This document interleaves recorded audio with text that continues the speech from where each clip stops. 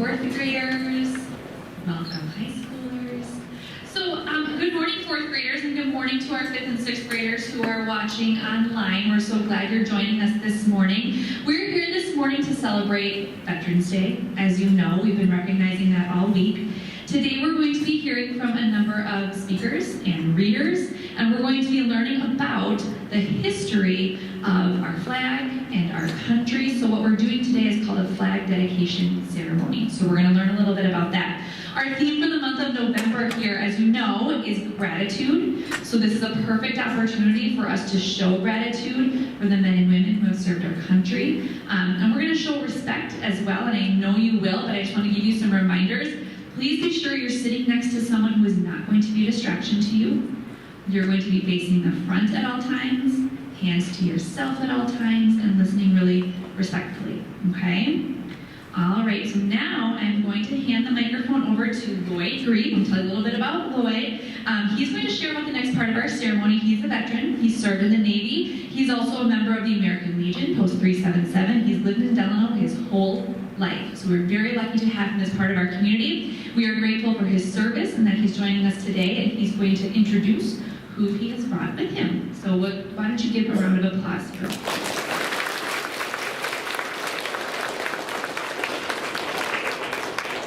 I'm going to change that a little bit.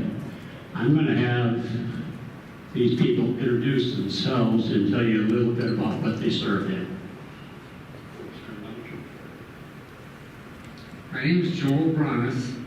I was in the United States Army. I was in the artillery in 1972 to 1975. I'm Joe Kidduck. I was in the U.S. Army for 4 years. I spent 25 months in Vietnam. Roger Georges, and I enlisted in the Navy right out of high school, 17 years old, to fight that war in Vietnam. So we got there, and I joined the Navy. In the Navy, I just started a squadron to help the Navy SEALs. So I was stationed at a little Army base in Vietnam in 67 and 68. And I'm proud to have been part of this war and proud to have served my country. Well, my name is Marty Hollis. I served in the United States Air Force from 1970 to 1974 with 1 year in England. And I'm proud to serve our country at that time.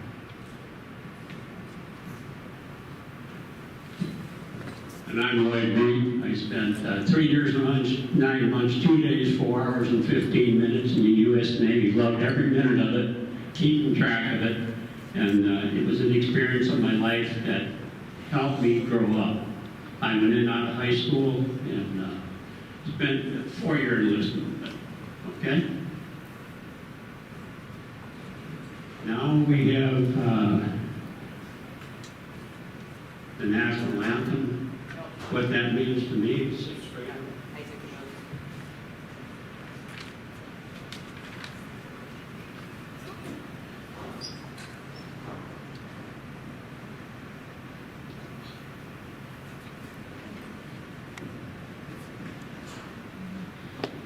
I'll be reading what the national anthem means to me. Oh, say, can you see by the dawn's early light, these 10 words are instilled in us along with the Pledge of Allegiance until eventually we can sing along with just one note being played. These 10 words represent what this country stands for, the sacrifices made, and a beacon of hope for those of us who are left behind. These 10 words represent the patriotism Americans have and the pride we feel for our land of the free and home of the brave. While the first 10 words of our national anthem are what make a crowded stadium stand up straight with their hats off and hands over their hearts, it's the last 12 that causes a silent crowd to truly roar and erupt with pride. Francis Scott Key's last line of the Star-Spangled Banner, or the land of the free and home of the brave, encompasses the love we feel for our country not only when the song is being played, but every time we think of the sacrifices made to uphold our freedom. The national anthem is one of the few songs in America that can bring tears to the eyes of those listening, chills to those filling with emotion, and cremate with all immeasurable pride. for families who have a son, daughter, brother, sister, mother, or father serving in our military, or have lost a loved one in the fight. This song is a symbol of their sacrifice. To me, the national anthem represents the best America has to offer, from our gleaming twilights to waving broad stripes and bright stars. The glory and honor of those that have given their all is clearly represented in the words so beautifully written by Francis Scott Key. As Captain Charles Catherine once said, and for so many of them, it all ended. For the rest of us, what has been since has not been the same. This quote emphasizes the meaning of sacrifice and the power embraced through not only the first 10 words, but each and every word of our national anthem.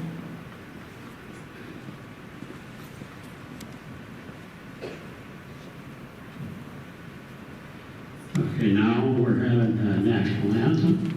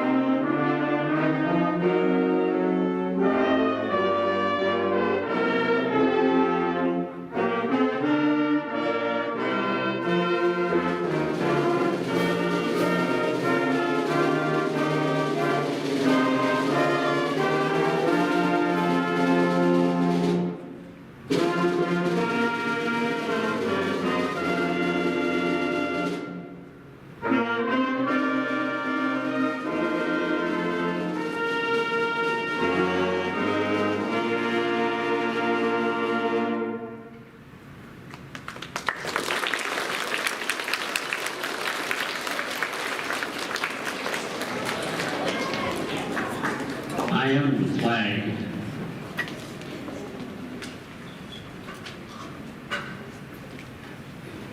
I'm going to be reading I Am the Flag. I am the flag of the United States of America. My name is Old Glory.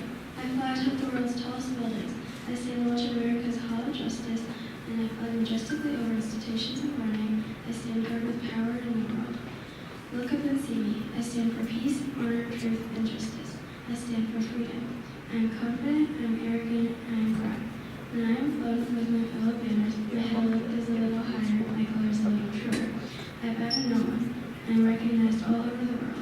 I am worshipped, I am saluted, I am loved, I am revered, I am respected, and I am feared. I have fought in every battle of every war more than 200 years. I was flown at Valley Forge, Gettysburg, Shiloh, and Appomattox.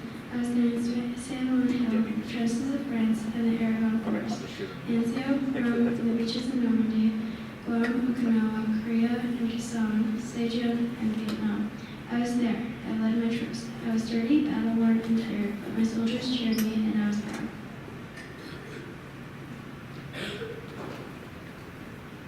I have been burned, torn, and trampled on the streets of countries. I have helped set free. It does not hurt, for I am invincible. I have been soiled upon, burned, torn, and trampled on the streets of my country. And when it's by those whom I've served in battle, it hurts. But I shall overcome, for I am strong. I have slipped the bonds of earth and stood watch over the uncharted frontiers of space, from my vantage point on the moon. I have borne silent witness to all America's finest hours, but my finest hours are yet to come. When I am torn into strips and used as bandages for my wounded comrades on the battlefield, when I am flown at half-mast to honor my soldier, or when I lie in the trembling arms of a grieving parent at the grave of their fallen son or daughter, I am proud. My name is Old Glory. Long may I live.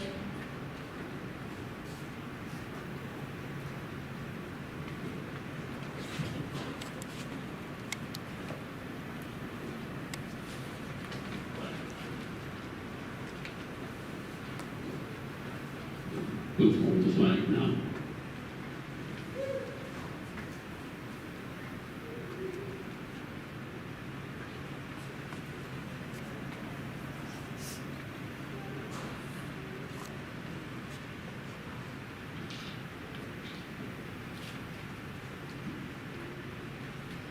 flag folding ceremony represents the same religious principles on which our country was originally founded. The portion of the flag denoting honor and the canton of the blue containing the stars represents states our veterans served in uniform. The canton of the blue dresses a veteran who has served our country honorably in uniform. The U.S. Armed Forces, at the ceremony of retreat, the flag is lowered, folded in triangle, folded, kept under watch throughout the night as a tribute to the nation's honored dead. Next morning, it is brought out at the ceremony of reveille, run aloft as a symbol of our belief in the resurrection of the body. The symbols of the flag. The first fold of the flag is a symbol of life. The second fold is a symbol of our belief in eternal life. The third fold is made in honor and remembrance of the veterans departing our ranks and who gave a portion of his or her life for the defense of our country to attain peace throughout the world. The fourth fold represents our weaker nature as American citizens trusting in God. It is to Him we turn in times of peace as well in times of war for His divine guidance. The fifth fold is a tribute to our country, for in the words of Stephen Decatur, our country is dealing with other countries. May she be always right, but she is still our country, right or wrong. The sixth fold is where our hearts lie. It is with our heart that we pledge allegiance to the flag of the United States of America and to the republic for which it stands, one nation, under God, indivisible, with liberty and justice for all. The seventh fold is a tribute to our armed forces, for it is through the armed forces that we protect our country and our flag against all enemies, whether they be found within or without the boundaries of our republic.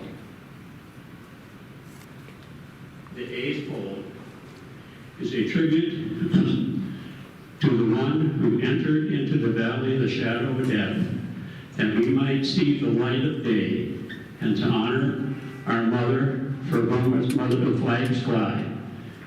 The ninth fold is a tribute to the wounded and has been throughout the faith of our love and loyalty and devotion, that the country and the men and the women who have made this country great. The 10th fold is a tribute to Father, for He too has given His sons, daughters, in defense of our country, since he or she was first born. The 11th fold, in the eyes of the Hebrew citizen, represents the lower portion of the seal of the King David and King Solomon, and glorifies in their eyes the God of Abraham, Isaac, and Jacob. And the 12th fold, in the eyes of a Christian citizen, represents an emblem of eternity that glorifies in their eyes God the Father, the Son, and the Holy Ghost. When the flag is completely folded, the stars are uppermost, reminding us of our national motto, "In God we trust." After the flag is completely folded and tucked in, it has the appearance of a cooked hat, ever reminding us of the soldiers who served under General George Washington, and the sailors and Marines who served under Captain John Paul Jones were followed by their comrades and shipmates in the U.S. Armed Forces, preserving for us the rights, privileges, and freedoms we enjoy today. The source and the date and origin of this flag holding procedure is unknown. However, some sources attribute it to the Gold Star Mothers of America, while others to an Air Force chaplain staged in the United States Air Force Academy and others consider to be an urban legend, and it is provided as a patriotic service to all.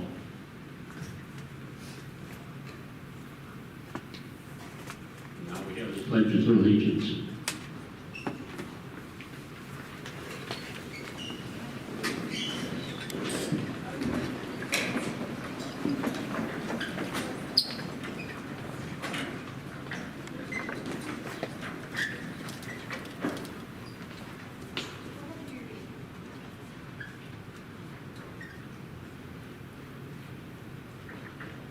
A pledge, a promise. One statement, 31 words, penned in 1892.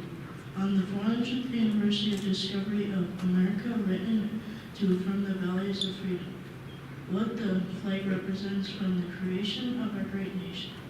We have stood firm regarding the ideas of patriotism, but reciting the pledge, what does that mean?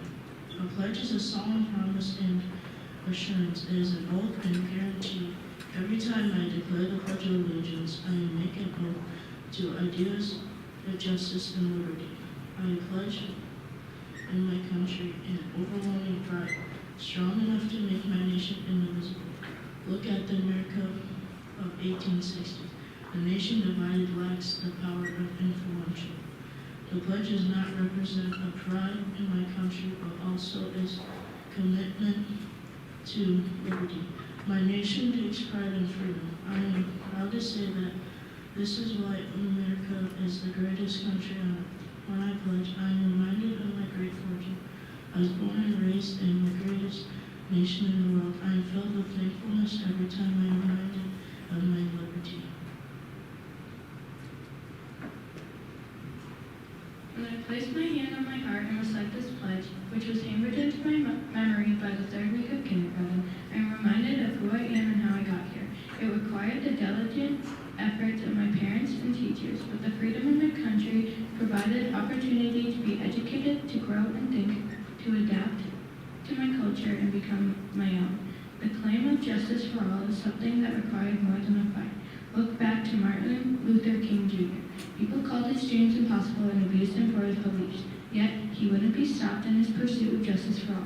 Every time I recite the Pledge of Allegiance, I am reminded that justice is not only a belief of mine, but a belief in our country, something that we need to continue to strive for. To say that I am proud to be an American is an understatement. The Pledge of Allegiance is a reminder of the great nation I was raised in.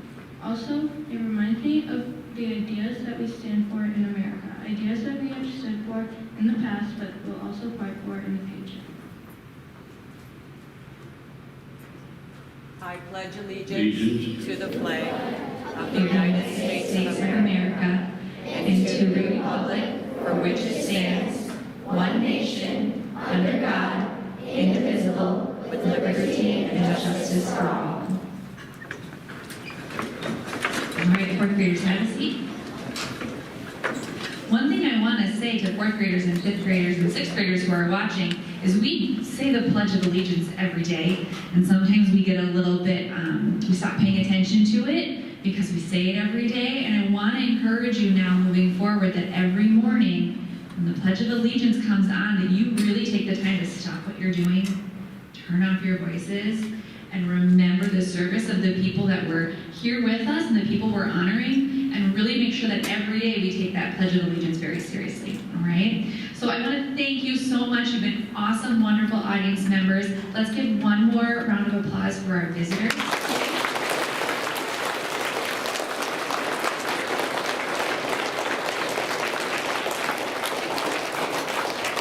Wonderful, thank you. So that concludes our ceremony. Fourth graders and anyone else visiting, stay where you are until your teacher directs you to do otherwise. Thank you. I say thank you to all of you for letting us come here today. This is a big day for veterans, and just appreciate the day. Thank you.